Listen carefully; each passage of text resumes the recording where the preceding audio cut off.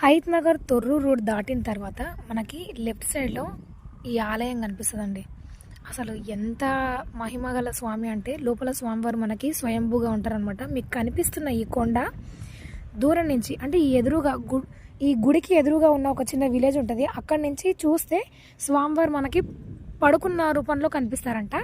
అంటే ఆదిశేషుడి మీద పడుకొని స్వామివారి పాలకాడలిలో ఎలా ఉంటారో అలా కనిపిస్తారనమాట.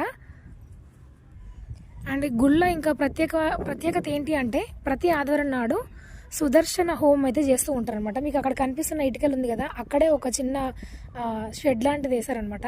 ప్రతి ఆదివారం అందరూ చేసుకోవాలన్న సదుద్దేశంతో ప్రతి ఆదివారం 9 గంటల నుంచి 12 గంటల మధ్యలో మనకి ఇక్కడ సుదర్శన హోమం అయితే చేసేవాళ్ళు. ఇప్పుడు దాన్ని మళ్ళీ కన్స్ట్రక్షన్ చేస్తున్నారు, చూస్తే మనకు అర్థమవుతుంది కదా.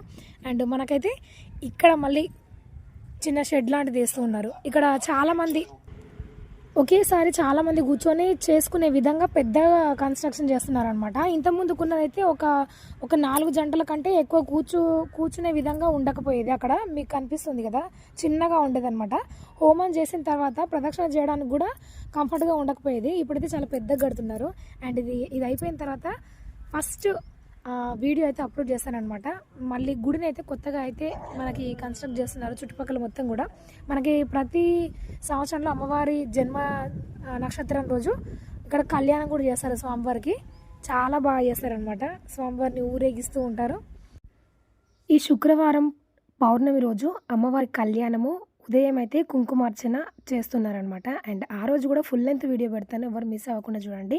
లోపల స్వామివారు అయితే ఇలాగ మనకి దర్శనం ఇస్తారనమాట.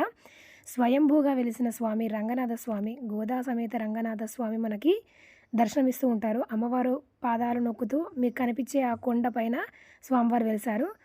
వాళ్ళ భక్తులతో సహా స్వామివారు మనకి దర్శనమిస్తారనమాట. ఆల్వార్లు 12 మంది ఆల్వార్లతోటి. నచ్చితే like, share, subscribe. Thanks for watching. జై శ్రీరామ్.